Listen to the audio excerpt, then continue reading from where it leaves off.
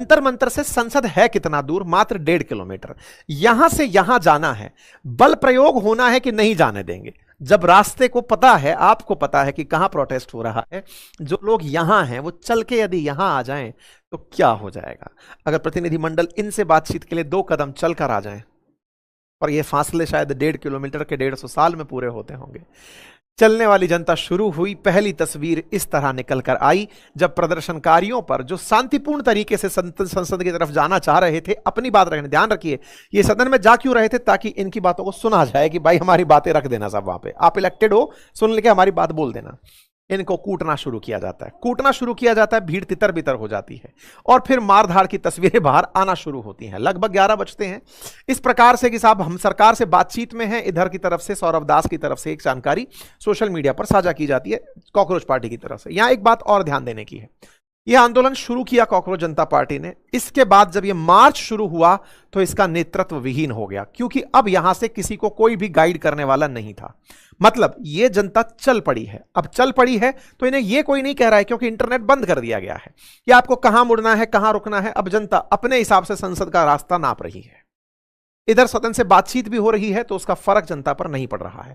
इधर आम आदमी पार्टी की तरफ से मनीष सिसोदिया और ये तमाम नेता यहां पर पहुंचकर संजय सिंह समर्थन करने पहुंचते हैं। इधर प्रदर्शनकारियों को कुछ इस प्रकार से पुलिस के द्वारा गिरफ्तार किया जाता है, उठाया जाता है। यहां पर प्रदर्शनकारियों को रोकने के लिए तमाम पुलिस बल तैनात रहते हैं। फिर कुछ ऐसी तस्वीरें निकलकर आती हैं जैसे डिनाई किया गया पुलिस के द्वारा, लेकिन तस्वीरें खुद चीख चीख कर कह रही हैं कि यह भी नहीं देखा जा रहा है कि लग कहां रहा है। यह आप में से बहुत सारे लोगों को एक संदेश भी है, जिनमें से बहुत से लोगों को यह लगता है सही तो किया होगा, क्योंकि कई ऐसे ट्वीट्स भी मुझे पिछले वाले वीडियो के कमेंट बॉक्स में मिले थे कि सर सही तो किया होगा ना, ये से देश की संसद के पास पहुंच रहे थे। किसकी है वो संसद? उस संसद पे बैठने का अधिकार, संसद में बैठने का अधिकार आप ही ने दिया है। बोले नहीं नहीं सर, जिनने चुन के दिया है वो तो बैठ ही रहे ना, ये तो थोड़ी इन्होंने वोट थोड़ी दिया, तो क्या हो गया? सरकार उनकी नहीं होती जिनके समर्थन नहीं होते। सरकार सबके लिए होती है। लोकतंत्र भीड़ तंत्र नहीं है, बहुमत का शासन नहीं है। जो आपके विरोध में है उसके लिए भी आपको नीतियां बनानी है, आपको उसकी भी सुननी है। यही लोकतंत्र की खूबसूरती है। फिर तो तानाशाही में लोकतंत्र में अंतर क्या रह जाएगा? तस्वीरें क्या चिल्ला चिल्ला कर कह रही हैं यह समझाने की आवश्यकता नहीं है, लेकिन यह भीड़ का हुजूम, यह किसी का बेटा, किसी का भाई, कोई प्रतियोगी परीक्षा का छात्र, ये सब यहां पर खड़े होकर के किसी के हित की लड़ाई लड़ रहे हैं। अगर ये राजनीतिक कार्यकर्ता भी हैं तो अपराधी नहीं है।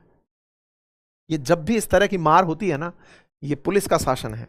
आपको याद हो तो महात्मा गांधी जी ने इसी के चलते शासन में विश्वास नहीं कहा था, इसीलिए उन्हें अराजकतावादी कहा जाता था। कहा जाता था कि वो कहते थे कि नहीं, मैं सत्ता में शामिल नहीं होऊंगा, क्योंकि सत्ता पुलिस के दम पर शासन करती है और वो अराजकतावादी होती है। मतलब वो शासन दम पर करती है, बल के प्रयोग से करती है। महात्मा गांधी जी को इसीलिए कहते हैं पंचायती राज से सरकार को ऊपर ले जाने का विचार था उनका। खैर, फिलहाल के लिए तस्वीरें निकल कर आती हैं। दिल्ली पुलिस कहती है कि साहब जितनी भी न्यूज आ रही है उन पर ध्यान मत देना, फेक है, ऐसा कुछ भी नहीं हुआ है।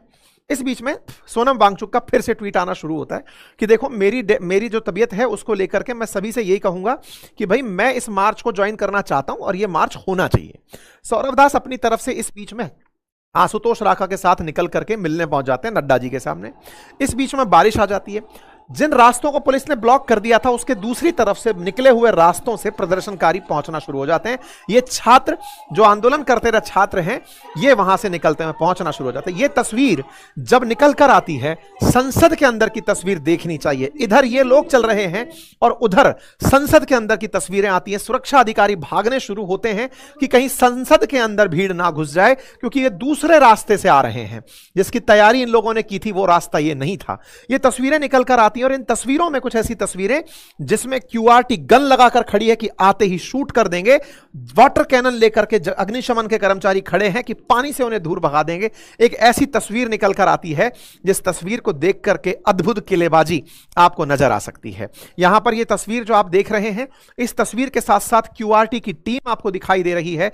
साथ में कुछ ऐसी तस्वीरें जिसको आप देख करके अंदाजा लगा सकते हैं कि कैसे गन लगाकर अगर कोई गेट के अंदर घुसा तो उसे मार दिया जाएगा। जैसे कभी देश के अंदर आतंकवादी संसद में घुसे थे तो उन्हें मार दिया गया था, बिल्कुल उस तरह से यहां पर तैयारी कर दी जाती है कि साहब अब सिंबॉलिक ही सही, देखो मारा जाएगा।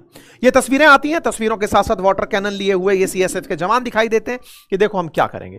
इधर की तरफ लाठीचार्ज होना शुरू होता है, जिस भी रास्ते से जो आ रहे हैं उनके ऊपर लाठीचार्ज, और लाठीचार्ज इस तरह से कि घायल हुए लोगों को जमीन में ही पड़ा छोड़ दिया गया, कोई उठा नहीं रहा है, जैसे कि वो पता नहीं क्या मांग रहे हो। ये कचरे में पड़ा हुआ एक छात्र आपको तस्वीरों में दिख रहा होगा, जिसको इस तरह कदर पीटा गया कि वो यहां घायल हो गया, लेकिन कोई पुलिसकर्मी झुकने के लिए भी तैयार नहीं। यहां तो उनकी दुश्मनी चल रही है, यहां पर पीटा जा रहा है। ये पीटना अगर भीड़ को तितर बितर करने का प्रयास था तो घायलों की सुरक्षा का अधिकार किसके पास था? भीड़ पर आंसू गैस के गोले छोड़े जाते हैं, आरटी में कवर होना शुरू होता है, अंतर्राष्ट्रीय मीडिया इसको कवर करना शुरू होती है, तमाम राजनीतिक दल फिर इसके ऊपर अपनी प्रतिक्रिया देना शुरू करते हैं। फिर चाहे जितने भी राजनीतिक दल विपक्ष के हैं, स्वाभाविक सी बात है सत्ता पक्ष तो क्या ही लिखेगा, लेकिन विपक्ष की तरफ से यहां पर तमाम चीजें। इसी बीच में लोकसभा के अंदर मतलब हमारी संसद के अंदर मल्लिकार्जुन खड़गे जी इस बात को उठाते हैं कि साहब जंतर मंतर पर लाठीचार्ज हुआ है। जैसे ही यह बात बोली जाती है, सदन तुरंत बर्खास्त कर दी जाती है कि नहीं एडजर्न नहीं सुनेंगे, नहीं सुनेंगे, नहीं सुनेंगे, क्या बोल दिया, क्या बोल दिया। सदन को तत्काल प्रभाव से एडजर्न कर दिया जाता है। राजनेताओं बाहर निकल कर आते हैं, बोलते हैं कि ये हमारे बच्चे हैं और इन पर इस तरह का लाठीचार्ज गलत है। इसी बीच में उमर अब्दुल्ला दिखाई देते हैं, वो जम्मू कश्मीर की मांग लेकर के ऑटो से बैठ करके अपना प्रोटेस्ट अलग दिशा में चला रहे होते हैं। इस बीच में एक वीडियो और वायरल होता है, जिसमें कि नितिन गडकरी जी का पुराना वीडियो, जिसमें ये वो खुद कहते हुए पाए गए हैं कि लोकतंत्र के अंदर विरोध करना, इस तरह से प्रदर्शन करना, भूख हड़ताल करना, यह तो बिल्कुल संवैधानिक अधिकार है। लोग ये वीडियो निकाल निकाल कर पूछ रहे हैं कि यह सरकार अब कब सुनेगी कि यह संवैधानिक अधिकार है। इसी बीच में चर्चा अभिजीत दीपके की तरफ से निकल कर आती है कि सोनम सर की वाइफ के बाल खींच लिए गए हैं, बाल खींचकर उन्हें प्रताड़ित किया जा रहा है। यहां पर पुलिस की जो मार है उसकी तस्वीरें निकलकर सामने आती हैं, लोगों को किस बेरहमी से पीटा जा रहा है, ये तस्वीरें आपके सामने हैं। इतने बड़े बड़े पाटे ले लेकर के प्रदर्शनकारियों को पीटा जा रहा है, वो तस्वीरें यहां पर निकल कर आती हैं। प्रदर्शनकारियों के द्वारा, छात्रों के द्वारा, ये सारे वो जेनजीज हैं जिनको कि यहां पर अपने परीक्षा के अंदर किसी प्रकार का लीकेज नहीं चाहिए, वो यहां पर खड़ा होकर प्रदर्शन करते हैं। यानी कुल मिलाकर सुबह 5 बजे से लेकर शाम 4 बजे के बीच में सीजेपी डेलीगेशन जब नड्डा जी से मुलाकात करता है, तब तक का मैंने आपके सामने सारा ब्यौरा रख दिया। इस बीच में कॉकरोच जनता पार्टी और आंदोलनकारियों को जंतर मंतर से पूरी तरह टीन टेंट सब उखाड़ करके हटा दिया जाता है। इस बीच में नड्डा जी से मिलने के लिए सीजेपी की तरफ से 2 लोग पहुंचते हैं। नड्डा जी को इन्होंने अपनी मांगे रखी। मांगों में जो बातें थी वो कुछ इस प्रकार से थी। यहां पर नड्डा जी कहते हैं कि पहली बार प्रदर्शनकारियों की तरफ से सरकार से बातचीत की पेशकश हुई है। सरकार ऐसे ही होती है। इसमें यह बात लिखी गई है कि 4 बजे मुझे लिखित याचना मिली, और लिखित याचना मिली तो हम बात करने को तैयार हो गए। यहां 3 डिमांड बाहर आई। पहला, सोनम वांगचुक को बिना किसी प्रकार की रोक टोक के मूवमेंट दिया जाए, उनकी पसंद के अस्पताल में एडमिट रहने दिया जाए। धर्मेंद्र प्रधान को रेजिग्नेट किया जाए या फिर उनको हटा दिया जाए। धर्मेंद्र प्रधान के बारे में यह मांग की गई। और जो बच्चे मरे हैं, जिनको जो सुसाइड किए हैं, जो इस दुर्घटना में मरे हैं, पेपर लीक के कारण जो मरे, उन्हें प्रति व्यक्ति 1 करोड़ रुपया दिया जाए। इन मांगों को लेकर के ये लोग यहां पर पहुंचते हैं। यहां पर दिल्ली पुलिस की तरफ से आता है कि प्रदर्शनकारियों से संयम बरतने का रिक्वेस्ट करती है, शांतिपूर्ण तरीके से कानून व्यवस्था रखने का आदेश वो देती है, अपनी सलाह देती है। सब दिल्ली पुलिस में सलाह दी। दिल्ली पुलिस की तरफ से अपडेट आया कि हमारे भी 50 से ज्यादा पुलिसकर्मी घायल हो गए हैं। तो सब दोनों तरफ से घायल हो गए हैं, दोनों तरफ से घायल होते हैं। तो इस बात में दिल्ली के गृह सचिव, आईबी चीफ और कमिश्नर की बैठक का अपडेट आता है। आगे क्या और क्या हो? क्या इस वार्ता को पहले किया जा सकता था? बहुत बेसिक सा सवाल। क्या सरकार की तरफ से कोई भी प्रतिनिधि इस बात को नहीं जान रहा था कि कुछ ऐसा आंदोलन 20 तारीख को होने वाला है, उनसे बात कर ली जाए?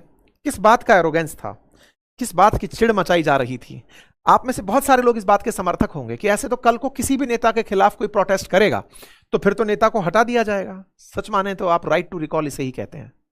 लोकतंत्र की अगर आप बहुत फेयरनेस तक जाना चाहें ना, तो स्कैंडिनेवियन कंट्रीज में राइट टू रिकॉल है। अगर आपको लगता है कि हमारा नेता चुना हुआ सही से काम नहीं करना है, तो इसे हटाइए, पद से हटाइए। राइट टू रिकॉल है ये। सही में डेमोक्रेसी के अंदर अगर आप और पदों पर चलते चले जाएंगे, डेमोक्रेसी में वोट देना मैंडेटरी किया जाना चाहिए, अकाउंटेबिलिटी तय होनी चाहिए। हमारे देश के अंदर राजनेता अकाउंटेबल नहीं होते, इसीलिए ये प्रोटेस्ट हो रहे हैं। जिस ब्रिटेन से हमने ये सब सीखा ना, उसने अपने आप पर अकाउंटेबिलिटी अपना ली है, अपडेट कर लिया है खुद को, हम नहीं अपनाए हैं। वहां पर अगर कोई भी जिम्मेदार हो, आप ही के सामने ब्रिटेन के पिछले भारत के अंदर पिछले 10 साल और ब्रिटेन के अंदर 6 प्रधानमंत्री बदल चुके हैं, जिम्मेदारियों में फेल मार जा रहे हैं तो हट जाते हैं, अरे हट गए। सोनम वांगचुक एक्टिविस्ट हैं, इनका पॉलिटिकल इंक्लिनेशन निकाल लीजिए कि चलो ये कांग्रेस से हैं कि आम आदमी पार्टी से हैं। अपोजिशन भी तो देश का ही होता है, अपोजिशन देश का होता है, तो ऐसे में इनकी बातें सुनने में गुरेज क्या है? अनशनकारी हैं, सुन लीजिए ना बात क्या है, कोई मध्यम मार्ग निकालिए। बड़ा सवाल है। आप सोचते हैं क्या किया जाए, लेकिन दुनिया इस बारे में सोचना शुरू कर चुकी है। आज ये प्रदर्शन अंतरराष्ट्रीय विषय बन चुका है, अंतरराष्ट्रीय मीडिया इसके ऊपर कवरेज शुरू कर चुकी है। तमाम दुनिया भर की मीडिया में इस आंदोलन को कवर किया जा रहा है। सवाल यह है कि मीडिया कवरेज प्लांट हो सकता है, सब हो सकता है, आपके तर्क हो सकते हैं, लेकिन अल्टीमेटली आपसे सवाल इतना ही किया जाएगा, कौन है जो जाकर के आपके लिए लाठी खाने के लिए सड़क पर खड़ा होगा? विचार कीजिएगा और उस आधार पर फिर कमेंट कीजिएगा। फिलहाल के लिए इतना ही। जानकारी पसंद आई हो साथियों से साझा करें, चैनल पर नए हैं तो सब्सक्राइब कर लें। बाकी हाँ, कुछ वीडियोस हमने आपके लिए और बना के रखे, ये आपकी जानकारी के लिए हैं। इसका लिंक मैंने कमेंट बॉक्स में पिन किया है। एक वार्ता है पूर्व जेलर के साथ, आप उसे सुनना चाहें तो तिहाड़ जेल के कहानी किस्से वहां पे सुनने को मिलेंगे।